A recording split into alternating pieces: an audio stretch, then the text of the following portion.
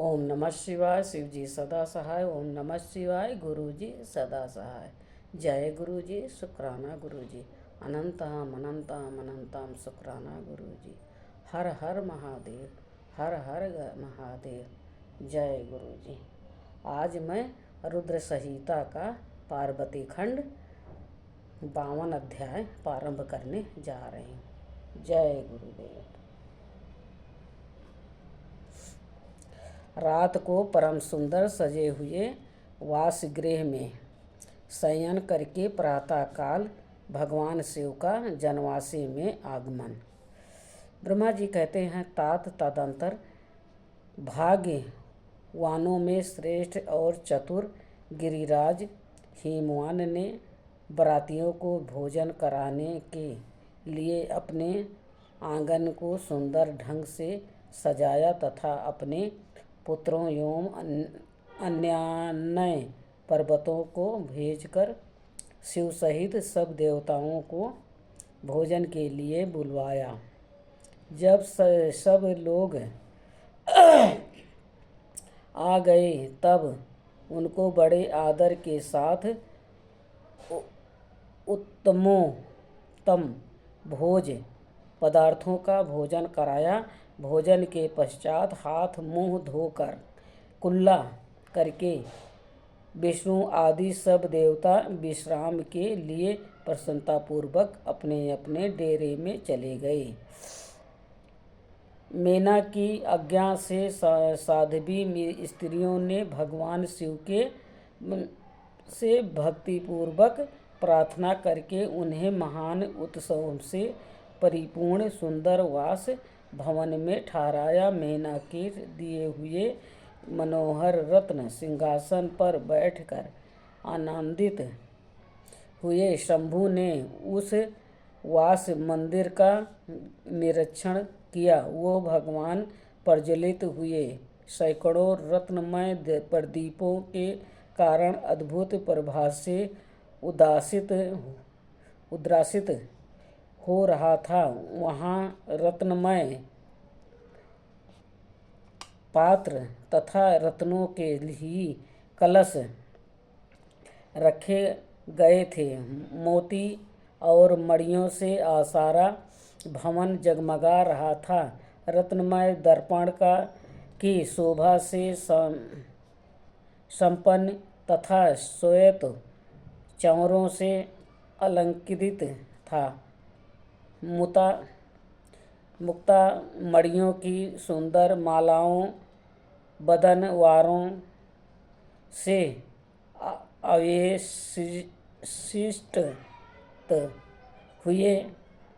हुआ वो भवन बड़ा समृद्धिशाली दिखाई देता था। उसकी कहीं उपमा नहीं थी। वह महादिव्य अति विचित्र परम मनोहर तथा मन को आह्लाद प्रदान करने वाला था। उसके फर्श पर नाना प्रकार की रचनाएं की गई थी। बेल बूटे निकाले गए थे। शिव के दिए हुए वर का ही महान एवं अनुपम प्रभाव दिखाता हुआ वो शोभाशाली भवन त्रिलोक के नाम से प्रसिद्ध किया गया था। नाना प्रकार के सुगंधित श्रेष्ठ द्रव्यों से सुवासित तथा सुंदर प्रकाश से परिपूर्ण था। वहाँ चंदन और अगर की सम्मिलित गंध फैल रही थी। उस भवन में फूलों की सेज बिछी हुई थी। विश्वकर्मा का बनाया हुआ वह भवन नाना प्रकार के विचित्र चित्रों से सुसज्जित था। श्रेष्ठ रत्नों की सरभूत मणियों से निर्मित सुंदर हारों द्वारा उस वासगृह को अलंकृत किया गया था। उसमें विश्वकर्मा द्वारा निर्मित कृत्रिम वैकुंठ, ब्रह्मलोक, कैलाश, इंद्र भवन तथा शिवलोक आदि दिख रहे थे। ऐसे आश्चर्यजनक शोभा से संपन्न उस वास भवन को लेकर गिरिराज हिमालय की प्रशंसा करते हुए भवन महेश्वर बहुत संतुष्ट हुए। वहाँ अति रमणीय रत्न जड़ित उत्तम पलंग पर परमेश्वर शिव बड़ी प्रसन्नता से लीला पूर्वक सोए। इधर हिमालय ने बड़ी प्रसन्नता से अपने समस्त भाई बंधुओं एवं दूसरे लोगों को भी भोजन कराया तथा जो कार्य शेष रह गए थे उन्हें भी पूर्ण किया। शैलराज हिमालय इस प्रकार आवश्यक कार्य में लगे हुए थे और प्रियतम परमेश्वर शिव शयन कर रहे थे। इतने में ही सारी रात बीत गई और प्रातःकाल हो गया। प्रभात काल होने पर धैर्यवान और उत्साही पुरुष नाना प्रकार के बाजे बजाने लगे। उस समय श्री विष्णु आदि सब देवता सानंद उठे और अपने इष्ट देव देवेश्वर शिव का स्मरण करके वहाँ से कैलाश को चलने के लिए जल्दी जल्दी तैयार हो गए। उन्होंने अपने वाहन भी सुसज्जित कर लिए। तत्पश्चात धर्म को शिव के समीप भेजा। योग शक्ति से संपन्न धर्म नारायण की आज्ञा से वासी गृह में पहुंचकर योगीश्वर शंकर से समोचित बात बोले। प्रथम गणों के स्वामी महेश्वर, उठिए उठिए, आपका कल्याण हो। आप हमारे लिए भी कल्याणकारी होइए। जनवासे में चलिए और वहाँ सब देवताओं को कृतार्थ कीजिए। धर्म की यह बात सुनकर भगवान महेश्वर हंसे। उन्होंने धर्म को कृपा दृष्टि से देखा और सयाल त्याग दी। इसके बाद धर्म से हंसते हुए कहा, तुम आगे चलो, मैं भी वहाँ शीघ्र ही आऊँगा, इसमें संशय नहीं है।